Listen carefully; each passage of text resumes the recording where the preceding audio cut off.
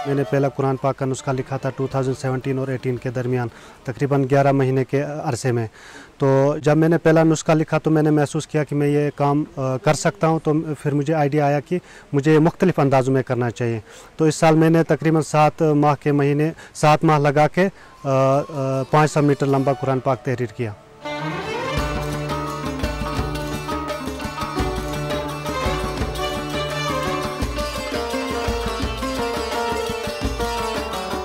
मैंने इसके कैलीग्राफी कहीं किसी इदारे से सीखी नहीं।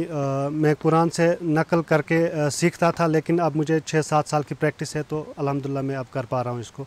और दुनियावी तालीम के लिहाज से हम देखें तो मैंने मैट्रिक तक पढ़ा है, क्योंकि मुझे रियाजी में कमज़ोरी थी, मैथ्स में मुझे कमज़ोरी थी, तो मैं वो क्लियर नहीं कर पाया। पहले मैंने इरादा रखा था कि मैं 1500 मीटर लंबा कुरान पाक बनाऊंगा, लेकिन बजट की कमी की होने वजह से मैंने फिर इसको 500 मीटर में तहरीर किया, जो कि लिंकन बुक ऑफ रिकॉर्ड्स में दर्ज हुआ है।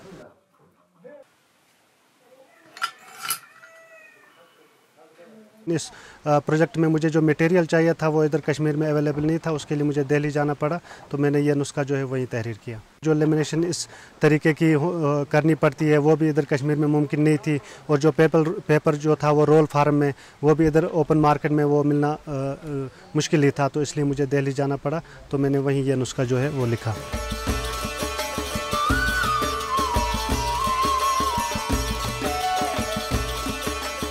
इसमें तकरीबन 2.5 लाख का खर्चा आया, क्योंकि पेपर भी मुझे जो इसमें लगता था 135 GSM का था, और लेमिनेशन भी थी, और बाकी इसमें जो स्याही वगैरह हम यूज़ करते हैं वो भी था।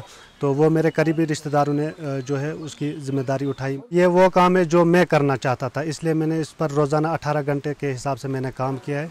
अगर मुझे आराम का मसला नहीं होता कि अगर हम आराम नहीं कर पाते हैं तो फिर काम करने में मुश्किल होती है, तो मैं शायद 24 घंटे इस पर काम करता। प्रोजेक्ट्स अभी बहुत सारे, ये एक शुरुआत थी, क्योंकि मैं देखना चाहता था कि इस नवेद के जो प्रोजेक्ट्स है उनको किस तरीके से किया जाता है।